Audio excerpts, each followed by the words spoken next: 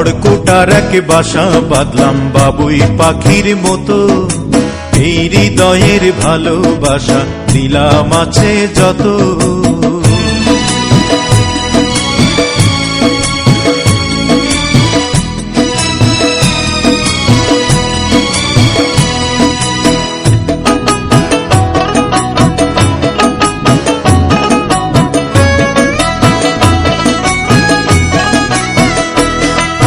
ফাঁক পাইলে সেই ময়না পাখি যদি গোপালা,